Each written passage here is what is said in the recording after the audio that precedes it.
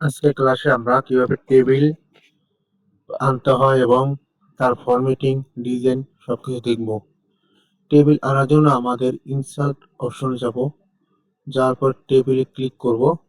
করার পর এখানে রো কলাম অনুযায়ী আমরা টেবিল এখান থেকে আনতে পারি, অথবা ইনসার্ট টেবিলে ক্লিক করে নাম্বার অফ কলামস, এখানে নাম্বার অফ কলাম দিতে পারি 4টা কলামস, 5টা কলামস আর 6টা রো। এখানে নাম্বার অফ কলামস করে কয়টা কলাম দরকার এটা লিখতে পারি, নাম্বার অফ রো যে কয়টা রো দরকার হয় এটা লিখবো। লেখাবো, জাস্ট ওকেতে ক্লিক করবো, তাহলে আমাদের এখানে রো কলাম চলে আসবে, একটা টেবিল তৈরি হয়ে যাবে। টেবিল তৈরি হওয়ার পরে আমাদের এখানে ডিজাইন আর লেআউট দুটো অপশন অ্যাড হয়েছে। এখানে টেবিলের যাবতীয় কাজ আমাদের ডিজাইন অ্যান্ড লেআউট এই অপশনের ভিতরে রয়েছে। তো আমাদের এখানে আমরা যদি এখানে রো কলাম বাড়াতে চাই, তাহলে লেআউট অপশন যাব, যাওয়ার পরে ইনসার্ট অ্যাবভ দিলে উপরে রো বাড়বে, ইনসার্ট বিলো দিলে নিচে রো বাড়বে, ইনসার্ট লেফট দিলে বাম পাশে কলাম বাড়বে, ইনসার্ট রাইট দিলে ডান পাশে কলাম বাড়বে। আমরা যদি ডিলিট করতে চাই তাহলে আমরা ডিলিট অপশন যাব, যাওয়ার পরে ডিলিট কলামস তার ডিলিট হয়ে যাবে, ডিলিট রোস তার রো ডিলিট হয়ে যাবে, আর ডিলিট টেবিল দিলে পুরো টেবিল ডিলিট হয়ে যাবে। আরেকভাবে আমরা রো আনতে পারি, যেমন আমাদের এই রোটা পরবর্তীতে পায়রা ক্লিক করে আমরা ইন্টার চাপ দেবো, তাহলে একটা করে রো বাড়বে। এরকম করে শর্টকাট ভাবে করতে পারি। তারপরে আমাদের দেখো ডিজাইনের ভিতরে এখানে টেবিলে বিভিন্ন ডিজাইন দেওয়া আছে। তো ডিজাইনের ভিতরে এখানে বিভিন্ন রকম ডিজাইন দেওয়া আছে, ডিজাইনগুলো আমরা বিভিন্ন রকম ডিজাইন করতে পারি।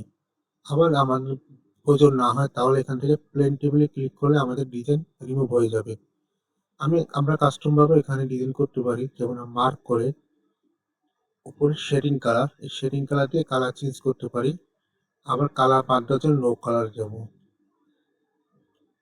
তারপর এখানে ইরেজার হচ্ছে রবার্ট, এখান থেকে ক্লিক করে আমার ডাক রিমুভ করা যায়।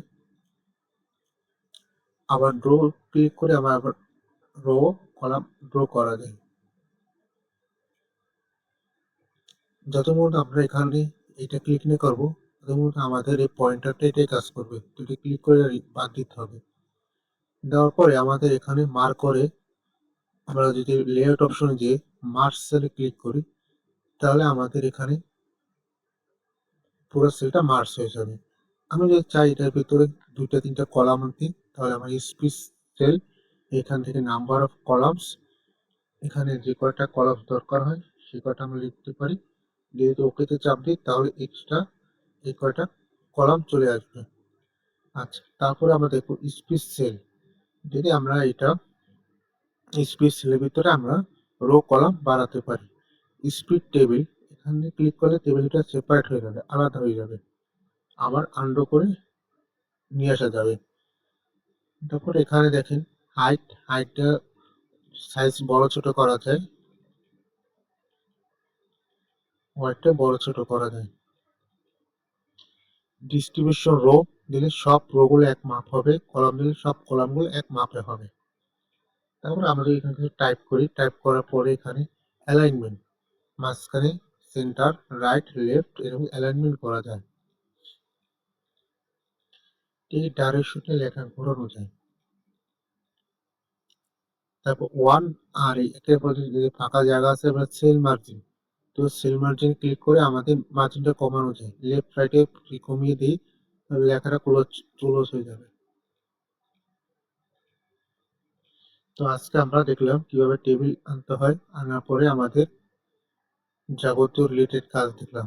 ধন্যবাদ।